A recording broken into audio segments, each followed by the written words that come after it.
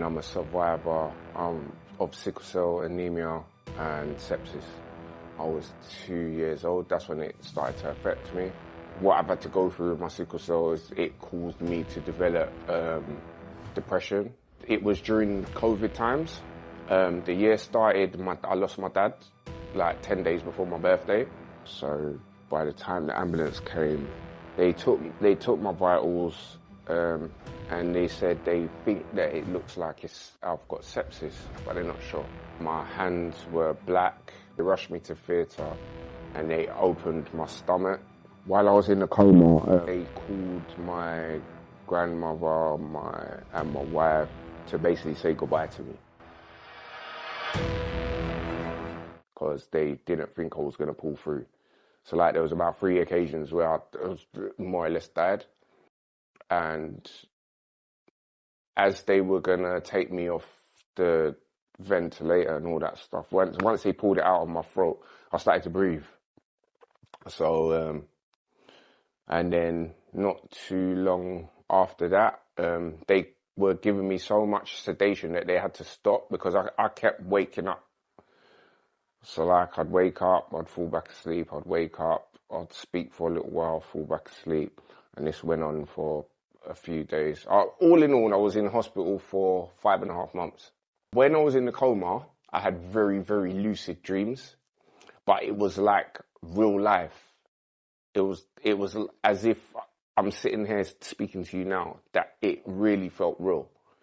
Like there was actors, there was different actors, rappers, but they was involved in my everyday life. Like certain members of my family, certain friends that I hadn't seen for years, they were all in these dreams, like very, very lucid dreams. Like, was that down to all the medication that was taken? Yeah, I believe so. But it was so real. But it's like in the dream, there was a point like where my fingers were just black, not like how they were in real life, but it was like there was this shadow, like black shadows on my fingers, and my fingers looked strange, like, you know, like claws. And then obviously when I woke up, then I saw, so I lost all the fingers on my left hand and the top of my index finger. It must have been December before I had my amputations. I had my amputations on December the 16th. So yeah, that's when the surgeons came and they said to me, well, look, this is what the situation is. There's no way of us able to save your feet or your hand. We'll try and save as much as your hand as possible. But yeah, we're going to have to amputate. So like the way they explained it to me at first was like, they're just going to cut off my toes. Then it went from that to they're just going to cut off my feet. Then the last time they came to me, they said like, right, we're going to cut you below the knee. It was a shock. I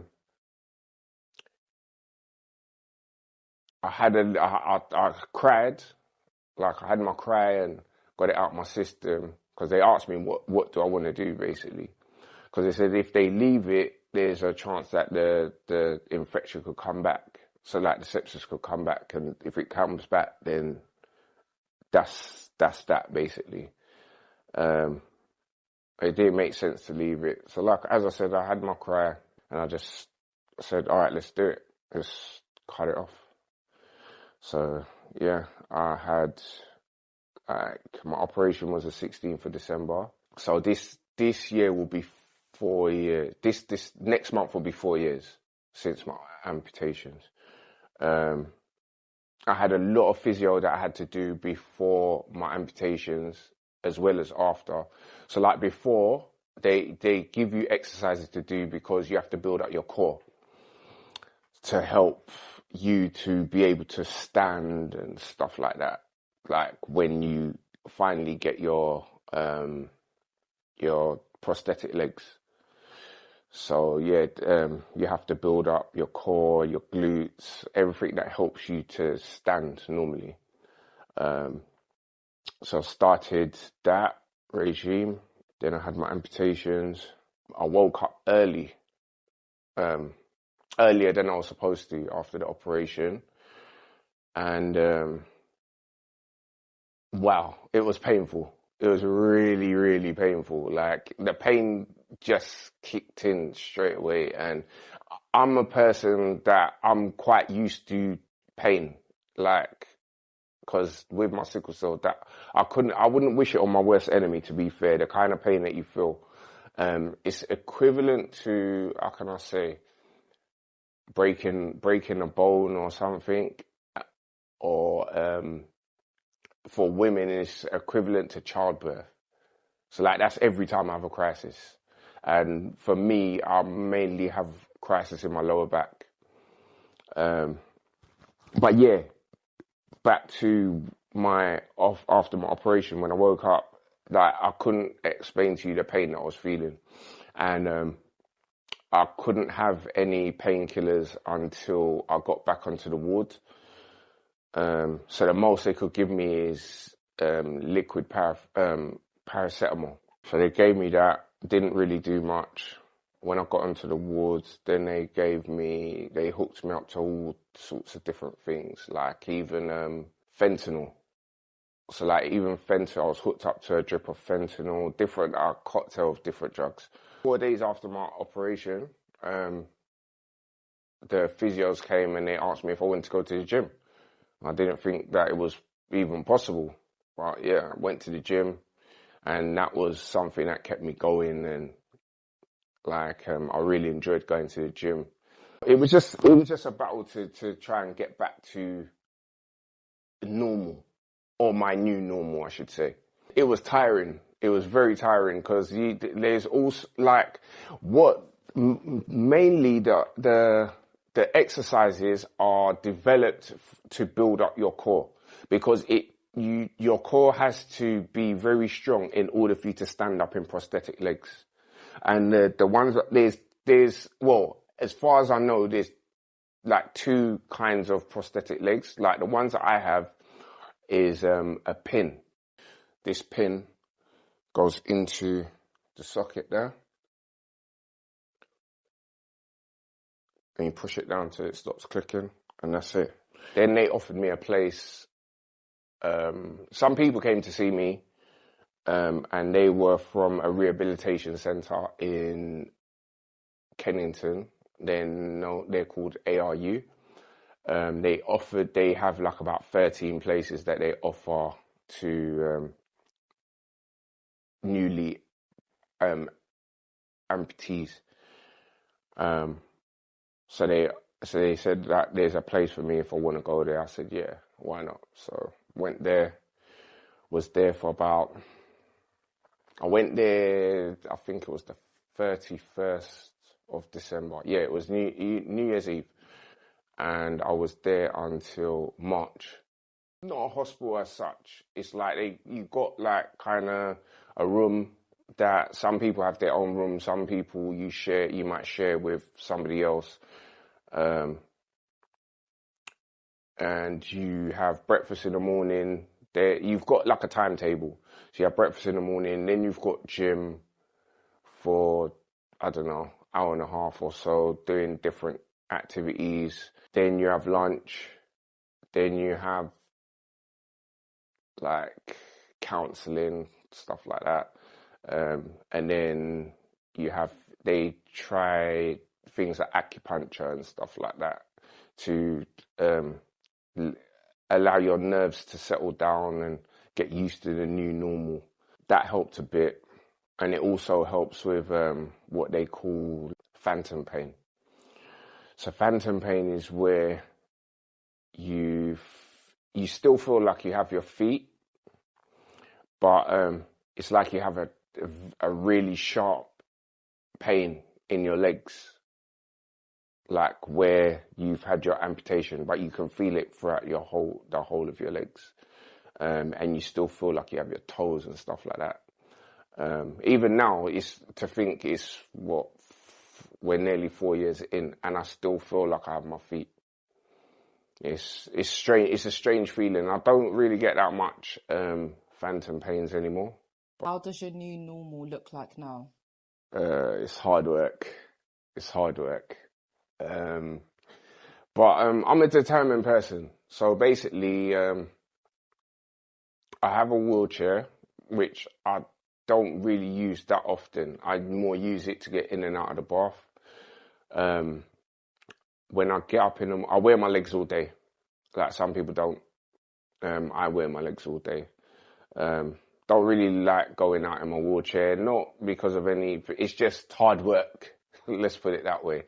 And it's more convenient for me to just walk, to be fair. And I'm frightened of getting complacent. So that's another reason why I don't really use my wheelchair. But I wear my legs all day. I wake up in the morning. The first thing I do is put my legs on and start my day, basically. And I keep my legs on all day. And I only take them off when I'm going in the bath or when I'm going to bed, because you can't really sleep with them because it's not really comfortable. I've currently got a robotic hand. Yeah, I'm learning to use that should make life a bit easier, because I can't really hold shopping bags. So that's why most of the time I walk around with a rucksack. But I still try to keep everything as normal as possible. Like, the only thing is, like, I don't really go out in the rain because I've had a few falls. Like, so I tend to not go out in the rain. I'm working on getting rid of my crutch, because I still use one crutch. I do hiking. So all of this, I try to build up my strength in my legs and stuff like that, and to help with my balance as well. So maybe like the rain won't. Hopefully, I'll come to a point where the rain won't affect me. Like I've got enough balance to. On flat surfaces, I can walk without a stick. So yeah, it's not too bad. It's mentally challenging. It really is mentally challenging, because the things that we take for granted, like it's little things. It's using a knife and fork. It's so hard. Like, it's very difficult. Walking up and down stairs, even though to be fair, like, to keep up my fitness and stuff like that, I prefer to walk upstairs. Like, I really do try to push myself as much as possible. I've done a 5K walk for sepsis in Battersea Park with my wife. What advice would you give to someone that's, in the same situation as you? Well, nowadays, like, I've learned since I've gone through it, I've learned so much more, and there's more awareness about it, the telltale signs and so on and so forth.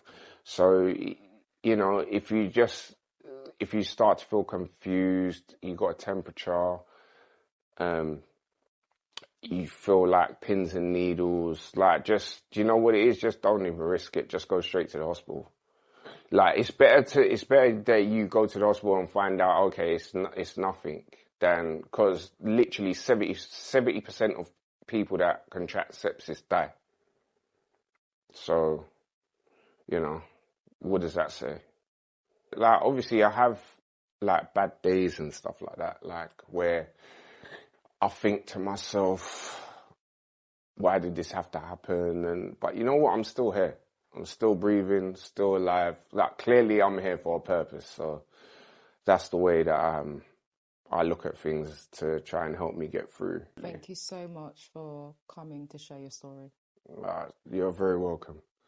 Thank you.